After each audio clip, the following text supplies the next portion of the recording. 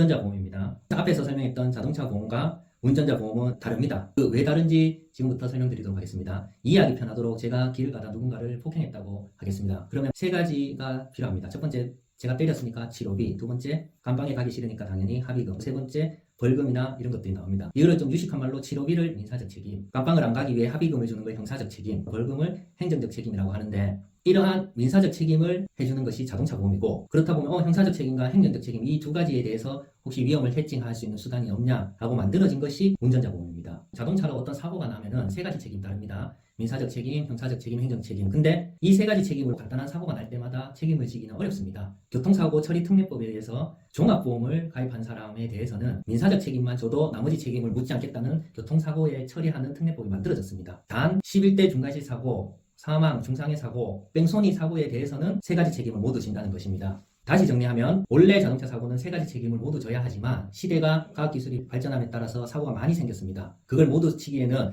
여러 가지 행정소요라든지 힘든 게 많습니다. 그래서 교통사고 처리 특례법에 의해서 종합보험을 가입한 사람에 대해서는 민사적 책임만 지게 되면 쉽게 말해서 자동차 보험만 있다면 그걸로 끝입니다. 하지만 단 12대 중과실, 사망, 중상해, 뺑소니 사고일 때는 세 가지 책임을 모두 져야 되는 것입니다. 다시 정리하면 민사적 책임은 자동차 종합보험으로, 형사적, 행정적 책임은 운전자 보험으로 하는 겁니다. 이러한 운전자 보험의 특징 중에 하나는 법이 계속 바뀝니다. 제가 영업하고 나서부터 운전자 보험은 제도 변경만 6번 넘게 했습니다. 그래서 가입을 하셨다면 어느 범위까지 되는지를 확인해 보실 필요가 있습니다. 그리고 운전자 보험은 내가 피해자일 때는 운전자 보험이 필요가 없습니다. 가해자일 때 운전자 보험이 필요한 겁니다. 핵심은 운전자성 담보가 있는데 교통사고 처리 지원금, 벌금, 변호사 비용 세 가지를 가입을 했을 때 운전자 보험을 가입했다고 얘기하고, 가해자일 때 필요하고 피해자일 때 필요 없기 때문에 운전자 보험은 10,000원도 안 합니다.